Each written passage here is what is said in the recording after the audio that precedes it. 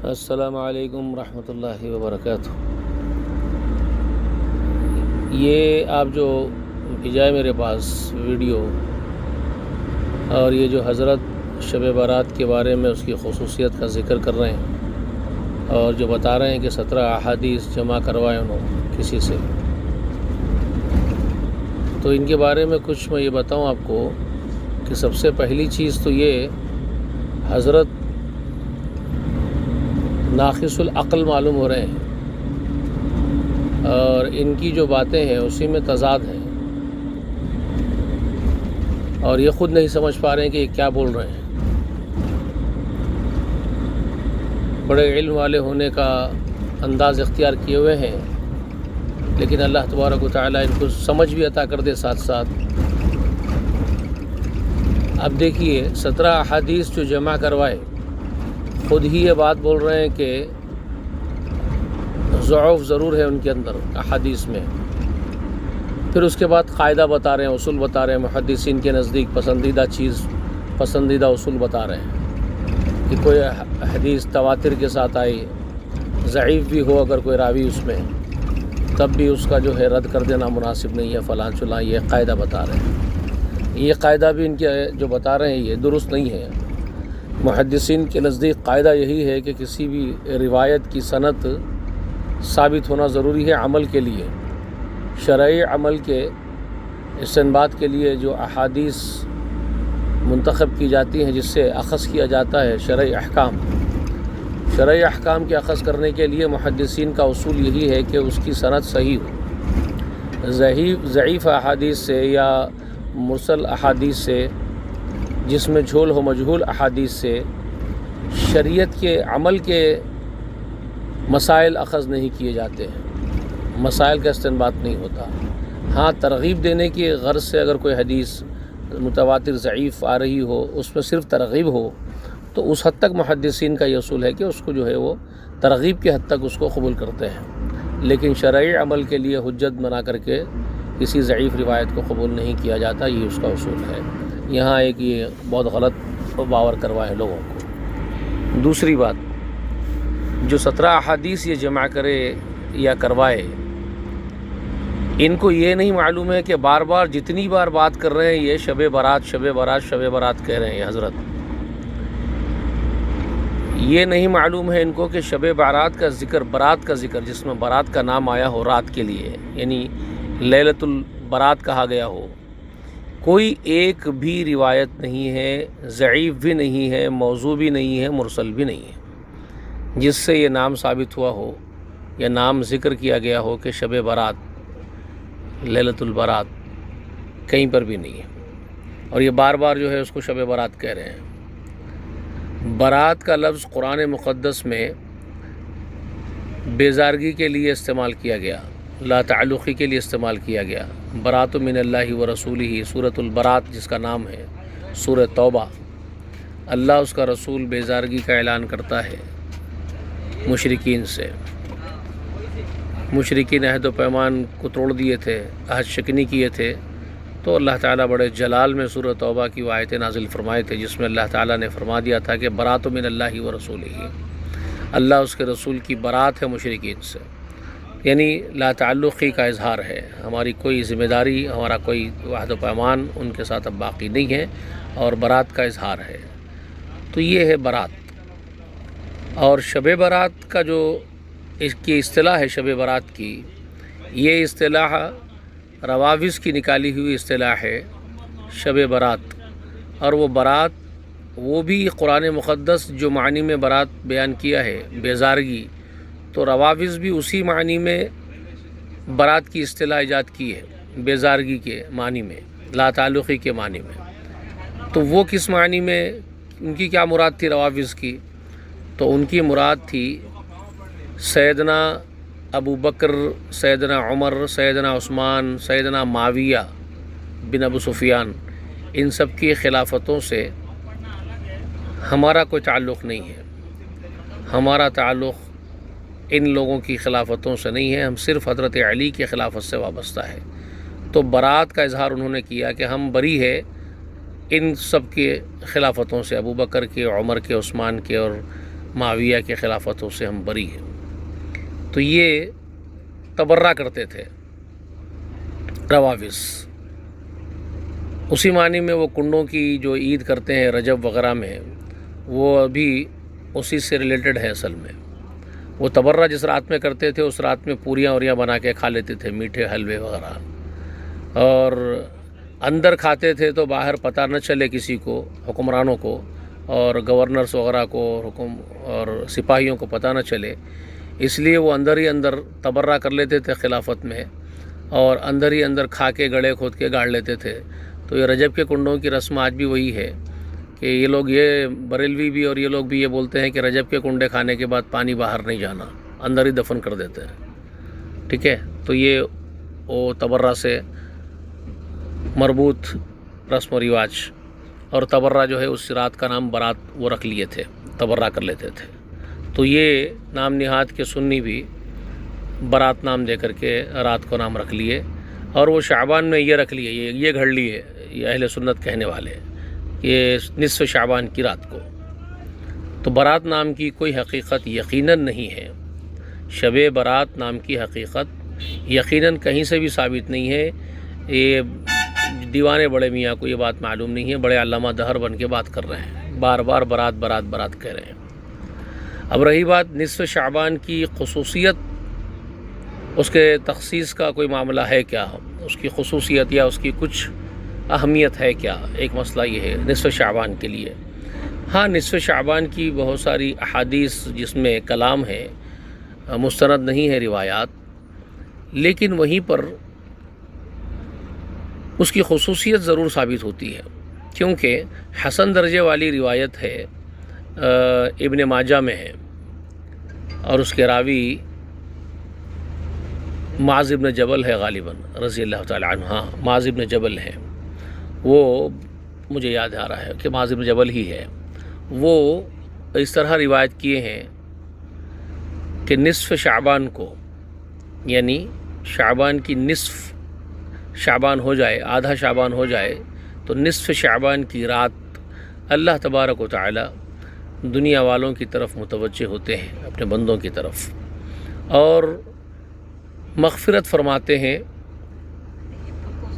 سوائے 3 قسم کے لوگوں کے اللہ تعالی مومن بندوں کو معاف کر دیتے ہیں۔ یہ اس حدیث کا مفہوم میں آپ کے سامنے بیان کر رہا ہوں، جو ابن ماجہ میں ہے، اور معاذ ابن جبل اس کے راوی ہے، اور اس کی سند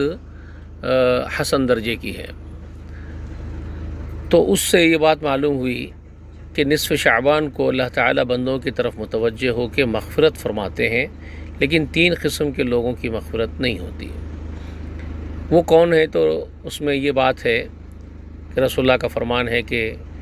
شرک کرنے والوں کو اللہ تعالی نہیں معاف کرتے اس رات بھی، جہاں خصوصی مغفرت ہو رہی ہوتی ہے، اور کینہ پرور جو دلوں میں کینے اور بغض رکھتے ہیں، ایسے لوگوں کی مغفرت نہیں ہو رہی ہوتی ہے، اور رشتے توڑ دینے والے لوگ جو رشتے کاٹتے ہیں، خطا رحمی کرتے ہیں، ان لوگوں کی مغفرت نہیں ہوتی ہے اس رات بھی، جہاں خصوصی مغفرت کا اللہ تعالیٰ کی طرف سے اعلان ہے، وہاں پر بھی نہیں ہوتی۔ یہ اس رات کی خصوصیت کا ذکر ضرور ملتا ہے۔ نصف شعبان کا نام دیا گیا ہے، برات کا نام نہیں دیا گیا، شب برات کہیں پر بھی نام نہیں ہے، نصف شعبان۔ اب رہی اس رات میں دوسرے اعمال کے جو تذکرے ہوتے ہیں، مثال کی طور پہ جس حدیث کا ذکر ہوتا ہے ترمذی شریف کی حدیث کا، جو سیدہ عائشہ رضی اللہ تعالیٰ عنہ ہماری ماں سے مروی ہے کہ آپ علیہ الصلوۃ والسلام اس رات میں جنت البقیع کو گئے، مغفرت کی دعا کی وغیرہ وغیرہ۔ تو یاد رکھیے یہ روایات بالکل ضعیف روایات ہیں، اس پر کلام کیا گیا محدثین کی طرف سے ان روایات پر۔ وہ حدیث میں نکارت بھی ہے۔ ہماری ماں حضرت عائشہ رضی اللہ تعالیٰ عنہ کے گھر رسول اللہ تھے، وہ حدیث میں ہے کہ پھر اللہ کے رسول صلی اللہ علیہ وسلم اپنے بستر سے اٹھ کر کے چلے گئے، تو حضرت عائشہ رضی اللہ تعالیٰ عنہ ان کے پیچھے ہو لی، اس خیال سے کہ آپ صلی اللہ علیہ وسلم کہیں اور گھر تو نہیں جا رہے کسی دوسری بیوی کے۔ تو آپ صلی اللہ علیہ وسلم کو دیکھے بقیع میں ٹھہرے ہوئے تھے، اس کے بعد یہ دوڑتی ہوئی آئیں اور بستر میں سو گئیں۔ تو پھر آپ علیہ الصلوۃ والسلام پیچھے آئے تو ان کو جب دیکھے کہ ان کی سانس پھول رہی ہے تو آپ صلی اللہ علیہ وسلم نے ان سے کہا، میں مراد اس کی جو مفہوم ہے وہ بیان کر رہا ہوں میں آپ کو، کہ پھر آپ صلی اللہ علیہ وسلم نے کہا کہ تم کیا سمجھی کہ اللہ اس کا رسول تمہارے حق میں خیانت کرے گا؟ اس کے بعد رسول اللہ علیہ وسلم نے وہ بات بیان فرمائی کہ آج کی یہ رات ایسی ہے جس میں اللہ تعالیٰ بندوں کی طرف متوجہ ہو کر کے مغفرت کرتا ہے، اور بنو کلب کے بکریوں کے بالوں کے جتنی یعنی اتنی مقدار میں مغفرت فرماتا ہے، وغیرہ وغیرہ۔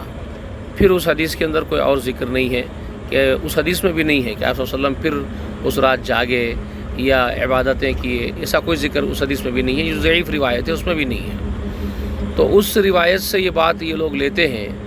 کہ جنت البقیع آپ صلی اللہ علیہ وسلم گئے تھے قبرستان، تو پورے قبرستانوں کو اس دن لائٹوں سے سجایا جاتا ہے، باہر پھول بیچے جاتے ہیں، اور پورے لوگ قبرستانوں کو جاتے ہیں، اور یہ سنت سمجھتے ہیں کہ رسول اللہ علیہ وسلم اس رات گئے تھے۔ آپ علیہ السلام کا جانا تو اس حدیث سے ثابت ہو رہا ہے کہ آپ اکیلے گئے تھے، لیکن یہ ثابت نہیں ہو رہا ہے کہ قبرستان کو لائٹاں لگا کر کے روشن کروا دیے تھے، بقیع کو چراغاں لگا دیے تھے اس میں، اور سارے صحابہ کو حکم دے دیے سب کے سب جاؤ اور مغفرت کرو کی دعا کرو، اور سب پھول خرید کے لے جاؤ اور پھول چڑھاؤ۔ اس حدیث میں کہیں پر بھی اس کا ذکر نہیں ہے، اور یہ ساری چیزیں اس حدیث کے ذریعے سے بیان کر کے یہ ایجاد کر کے بیٹھ جاتے ہیں، ٹھیک ہے۔ اب رہی بات، اس حدیث میں یہ بات بھی معلوم ہو رہی ہے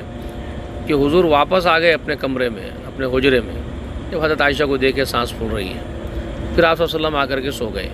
تو جاگنا ثابت نہیں ہوا، آپ صلی اللہ علیہ وسلم واپس آئے اور سو گئے،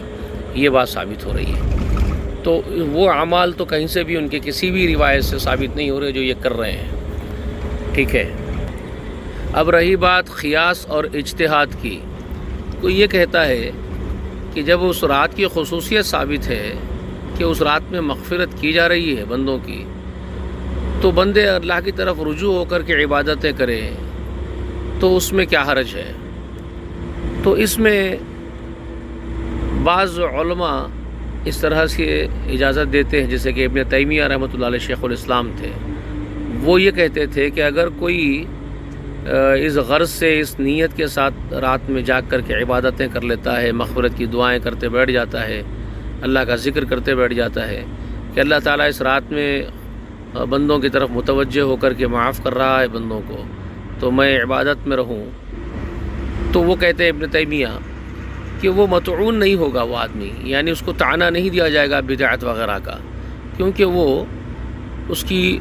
روحانی کیفیت ہے، وہ پلٹ کر کے اپنے رب کے حضور میں عبادتوں میں لگ گیا، تو وہ مطعون نہیں ہوگا ان کے نزدیک، ابن تیمیہ کے نزدیک یہ بات ہے۔ لیکن دوسرے علماء اس بات کے بھی قائل نہیں ہیں، کیونکہ کسی چیز کو جب اجتماعی حیثیت دے دی جاتی ہے تو پھر وہ ایک بدعت بن جاتی ہے، جس میں رسول صلی اللہ علیہ وسلم نے حکم نہیں دیا، وہ ایک ایجاد ہو جاتی ہے اس چیز کی، اور یہ ایسے ہی ہوا ہے، یہ امت کے اندر یہ جو معاملہ چل پڑا وہ اسی طرح سے بدعت بن گیا۔ اب رہی بات یہ جو بڑے میاں بوڑھے میاں ہیں، یہ جو بار بار دوسرے لوگوں کو بدعتی قرار دے رہے ہیں، جو غیر شرعی اعمال اس رات میں کر رہے ہیں، ان کو بدعت کی تعریف ہی نہیں معلوم اس حضرت کو، یہ بڑے میاں کو۔ بدعت وہی ہے جو سنت نہیں ہے، جو رسول اللہ کی سنت ہی نہ ہو وہی بدعت ہے۔ تو آپ علیہ السلام سے کہیں پر بھی ثابت نہیں ہو رہا ہے کہ اس رات میں آپ صلی اللہ علیہ وسلم جاگنے کا خصوصی اہتمام فرمائیں اور خاص عبادتوں کا کوئی اہتمام فرمائے تھے، کسی بھی روایت سے یہ ثابت نہیں ہو رہا ہے، سوائے وہ بقیع کو جانے اور اس بات کی خبر دینے کے کہ اللہ تعالیٰ مغفرت فرماتا ہے، اور مردوں کے لیے دعا کرنے بقیع میں جانے کا ذکر وہ بھی ضعیف روایت سے ہو رہا ہے، لیکن جاگ کر کے عبادتیں کرنے کا تذکرہ کہیں پر بھی نہیں مل رہا ہے۔ مسجدوں کو روشن کرنے کا، قبرستانوں کو روشن کرنے کا، قبرستانوں میں جا کر کے پھول چڑھانے کا، یہ اجتماعی حیثیت سے اس دن کا انعقاد کرنے کا کہیں بھی ذکر کسی بھی روایت میں نہیں ملتا۔ وہ 17 روایتوں جمع کرے ہیں، ان کو بولو کہ وہی بتا دے اس پہ اندر سے کہیں سے نہیں بتا سکتے یہ۔ تو پھر یہ جب ہے ہی نہیں، ثبوت ہی نہیں ہے، تو جس طرح یہ کہہ رہے ہیں کہ وہ رات کو حلوے بھانڈے پکانا بدعت ہے، تو تمہارا یہ بولنا بھی بدعت ہے کہ وہ رات کو جاگنے کی رات ہے، وہ رات کو عبادتوں کی رات ہے، یہ بولنا بھی بدعت ہے، کیونکہ وہ ثابت ہی نہیں ہے کسی روایت سے۔ تو ان کو بدعت کے بارے میں جو ہے واضح بات ہی نہیں معلوم ہے، مذبذب خود ہی ہے یہ، اور بار بار برات کہہ کر کے اس کو بیان کر رہے ہیں۔ تو اجتماعی حیثیت سے اس رات کو جاگنے کی رات بنا دینا یہ بدعت ہے اور صریح بدعت ہے، اس میں کوئی دو رائے نہیں ہے، کھلی بدعت ہے۔ اب انفرادی حیثیت سے کوئی اگر عبادتیں کرتا ہے، دعائیں کرتا ہے، ذکر و اذکار کر لیتا ہے، بڑھ جاتا ہے، تو ابن تیمیہ وغیرہ ہما جیسے کہ اجازت دے رہے ہیں، لیکن اس سے بھی اجتناب بہتر ہے، کیونکہ جو چیز سنت نہیں ہے اس سے بچو۔ رہی بات مغفرت کی، تو انشاءاللہ مغفرت ہو ہی جائے گی جب اللہ تعالیٰ فرمائے گا مغفرت مومنوں کی، تو اس میں شرط تو نہیں ہے، اللہ تعالیٰ شرط نہیں لگائے کہ مغفرت، اللہ کے رسول نے شرط نہیں لگائی کہ اللہ تعالیٰ مغفرت فرما رہا ہے اس لیے تم جاگو۔ خبر دی رسول اللہ نے کہ اللہ تعالیٰ اس رات مغفرت فرماتا ہے، اور یہ بات کی وضاحت کر دی کہ 3 قسم کے لوگ یا جن میں وہ بیماریاں موجود ہیں، جن کے قلوب میں اور عقائد میں، ان لوگوں کی مغفرت نہیں ہوتی، شرک کرنے والوں کی نہیں ہوتی، رشتے توڑنے والوں کی مغفرت نہیں ہوتی، کینہ پروروں کی مغفرت نہیں ہوتی۔ تو مومن بندوں کو چاہیے کہ ان برے اوصاف سے ہمیشہ اپنے آپ کو بچائیں۔ تو جب ہمیشہ اپنے آپ کو شرک سے بچا کے رکھیں گے، رشتے نبھاتے رہیں گے، صلہ رحمی کرتے رہیں گے، اپنے دلوں کو کینے اور بغض سے پاک و صاف رکھیں گے، اللہ والے بندے بن کر کے رہیں گے، تو اللہ تعالیٰ شعبان کی خصوصی رات کو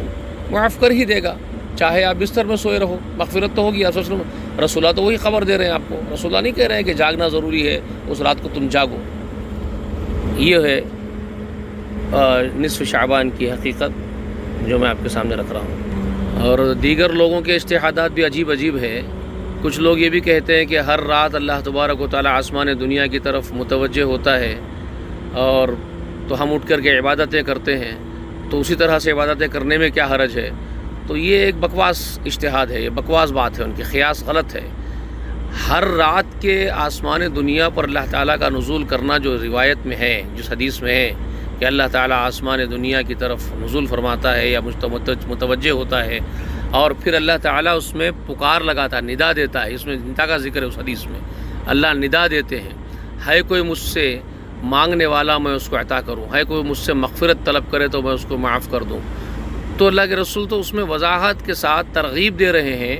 کہ راتوں میں اٹھو اور اللہ کے حضور میں مغفرت طلب کرو، اللہ سے مانگو تو عطا کیا جاتا ہے۔ تو وہاں تو شرط بیان کی جا رہی ہے، اٹھنے کی، مانگنے کی، تب دینے کی شرط بیان کی جا رہی ہے، سوتے رہنے والے کے لیے نہیں ہے۔ لیکن یہ شعبان کی خصوصی رات میں وہ شرط کا بیان نہیں ہے، بلکہ جس شرط کا بیان ہے وہ یہ ہے کہ کینہ سے دل خالی ہو، کینے سے صاف ہو، رشتے نبھائے جائیں، اور شرک سے عقیدہ پاک و صاف ہو، بس یہ شرط بیان کی جا رہی ہے، رات کو اٹھنا شرط بیان نہیں کی جا رہی۔ تو دونوں میں بہت بڑا فرق ہے، ٹھیک ہے۔ اب اس کے بعد کچھ اور بہت بڑے جاہلاں بھی ہے اس امت میں، پڑھے لکھے جاہل علماء جو اپنے آپ کو کہتے ہیں جاہل علماء۔ یہ جاہل علماء کی اصطلاح جو میں بول رہا ہوں عجیب معلوم ہوگی، لیکن ہے، یہ حقیقت ہے۔ اپنے آپ کو علماء کہتے ہیں لیکن وہ جہلا ہے۔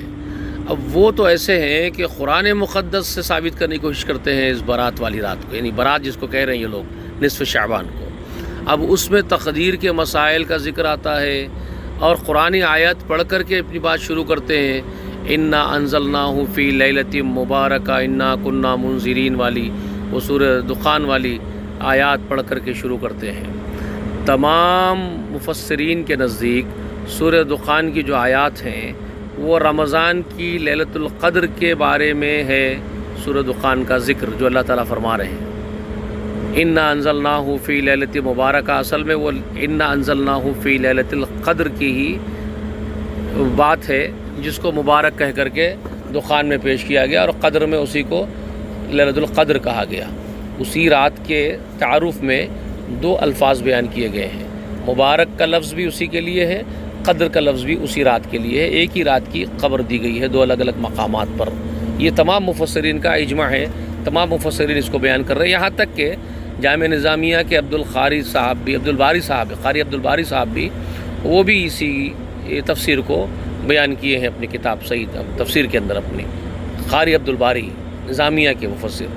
اور بہت سارے اشرف علی تھانوی بھی، اور ابن کثیر رحمۃ اللہ علیہ وغیرہ تو بہت تفصیل کے ساتھ اس پر تفسیرہ کیے ہیں۔ ابن عباس کی تفسیر بھی یہی ہے کہ سورہ دخان میں لیلۃ مبارکہ جو ہے وہ لیلۃ القدر کے بارے میں کہا گیا۔ یہ آپ تفاسیر پڑھ لیں گے، ابن کثیر پڑھیں گے، سب کے تفسیروں میں یہی بات ہے۔ تو یہ بعض بہت بڑے علامہ اپنے آپ کو جو پیش کرتے ہیں سب سے بڑے جاہل ہیں، وہ جو قرآن پیش کرتے ہیں شب قدر کے بارے میں، وہ شب قدر کی آیات کو پیش کرتے ہیں شب برات کے بارے میں، وہ ایک دم ان کی بڑی جہالت ہے۔ اور وہ شعبان کو بیان کر کے بتاتے ہیں کہ اس میں تقدیر لکھی جاتی ہے وغیرہ وغیرہ، یہ سارے